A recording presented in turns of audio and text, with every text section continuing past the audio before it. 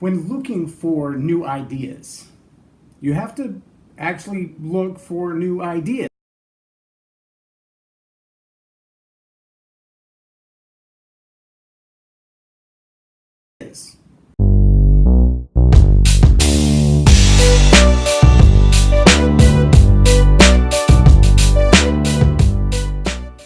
We just wrapped up our year of mentoring at the high school where I mentor, and we had some really interesting conversation on the last day.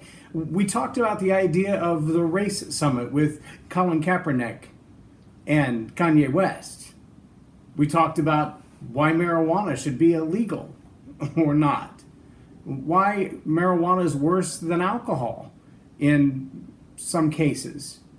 And it's really amazing to me how absolutely confirmed and adamant these young people are about the ideas that they have, when most of them have no facts whatsoever behind the opinions that they hold. Now, I understand that most people's opinions are based on what they believe to be facts. I get that. All of my opinions are based on what I believe to be facts.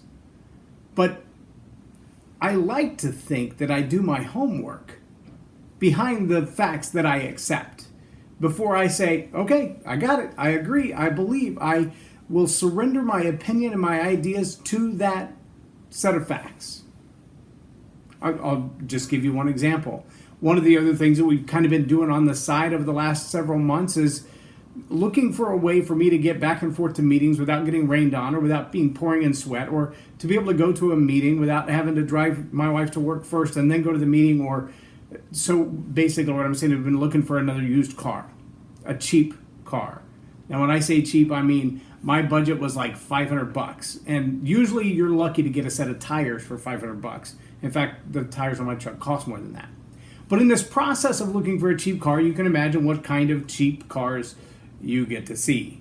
Some really interesting, no, that car's fine, I would drive it to Timbuktu tomorrow. And so in this process, as my son was helping me, he would actually ask people, would you feel safe driving it to Austin tomorrow, or driving it to Houston tomorrow, or driving it to Tulsa tomorrow, just to get an idea how far they think that little car will go. And a few of them would come back and go, no, you'll have to put it on the trailer, leave here with it. Okay, thank you, we're done. I need to be able to drive it soon. And so we went around and around and around with this process, and we finally found a car that we went to look at. And it had a little bit of an exhaust leak, which not a big deal, that can be fixed or welded. And it had a couple of other little issues, but it had this one really strange thing that when you turn the engine off, it whistled for several minutes. Well, 10 seconds or so.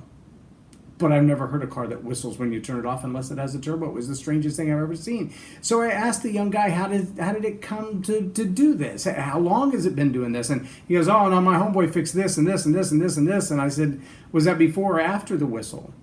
And then when I looked and noticed the water pump was completely covered in glue.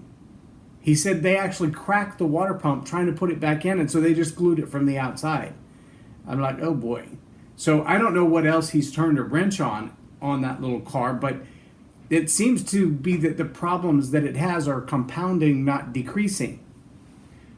The real irony was when he told me that the catalytic converter on one side got stopped up, and so he cut it off and put a straight pipe on it. I thought, I know a lot of people with what they think are sports cars that will do a similar thing. But when I asked him this one really simple question, he reminded me of my high school students who said, no, it's like this. I said, how come the engine light's not on if the catalytic converter is gone? He goes, oh, I don't know. I couldn't tell you I changed the bulb in it, I changed this and I did this, and the engine light just didn't come on. I guess everything's all good. And I'm like, no. If the engine expects the catalytic converter to be there and an O2 sensor to be in it, then the fact that the engine light is not on is a bad thing, not a good thing. Because the first person who puts an emissions test on the back of that car is going to go, you're kind of missing some parts here, and just because the light isn't on doesn't mean you don't have a problem. And see, I think in our society we've reached the point where the lies and the deceit, especially in the media, but also in some realms of education, are so deep and so thick, and they've been told for so long, that people are manipulated, they're held down, they're held in check by the lies they've been told. So let me challenge you today. Are you adamant about the opinions that you hold, even if the facts behind them aren't fully supported or may have been deceptive? Are you operating, assuming that because the engine light isn't on, that all is good? Because that may not be the case. I'm J Loren Norris, and you've been watching Leading Leaders Podcast on Tell It Like It Is TV. Have a blessed day.